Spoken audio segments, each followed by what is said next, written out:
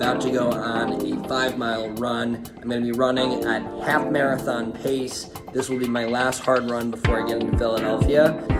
Post-run recap, I'm as wet and sweaty as I look. It was a nice run. I got after it today. Ran 5 miles at my half marathon pace.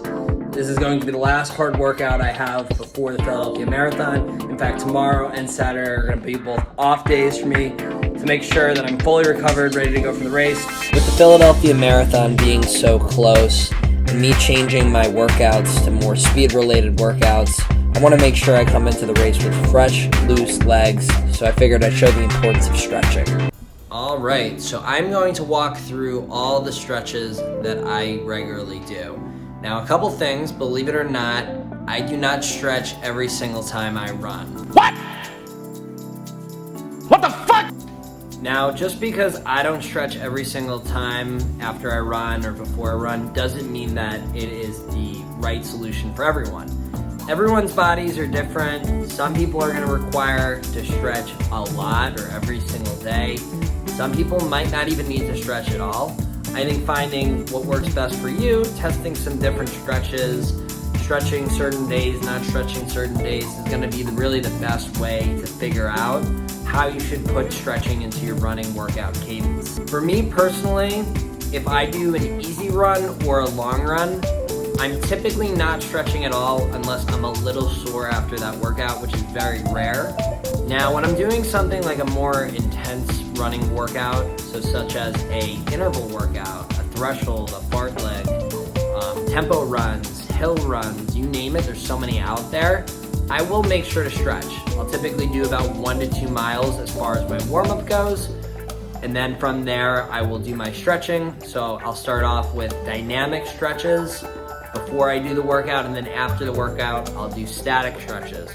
Prior to doing races as well, I will make sure to stretch whether I actually even warm up or not, and then after the race, that 100% is a time you want to stretch, because trust me, I've been through races where I don't stretch, and that's going to be the worst fucking night of your life. I will first show you my examples of dynamic stretching workout, which according to Google, dynamic stretching involves making active movements that stretch the muscles to their full range of motion.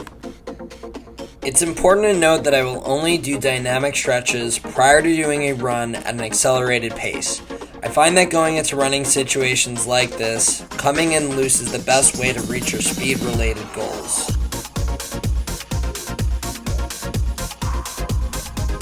I try to keep each side of the body consistent as far as how much I stretch, but I personally don't overthink it and do what feels comfortable and right for me. The amount of time and reps I put in can definitely range, and by no means am I saying this is a perfect system, but so far it's worked well for me. I've been running for 13 years and haven't had a single injury, and I rarely get sore.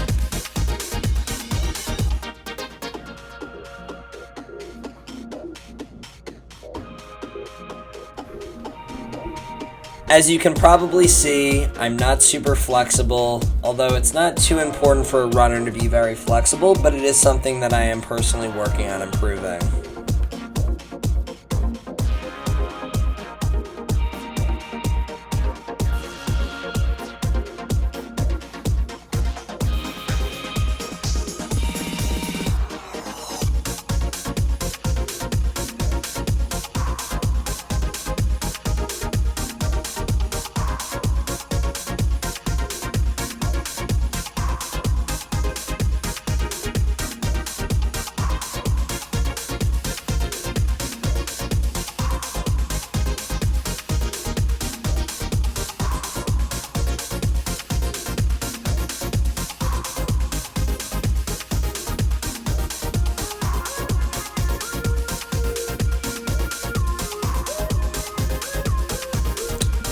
Next, I will be going over the static stretches that I do. I do static stretches on a much more regular basis compared to dynamic workouts because it's a great way to recover after a run, such as an easy run, a long run, definitely as well as a run that you run at an accelerated pace, as well as races. I will always do static stretches.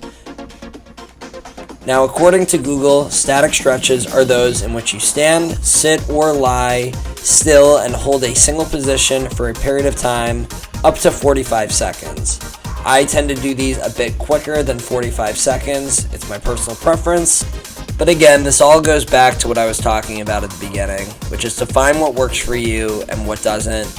Do what you're comfortable with. Test out some different ways of stretching, some different times that you do each stretch, and see what works best for you, and then keep that up consistently, and always be willing to learn and improve yourself. That's where you'll see the most positive outcome from my personal experience.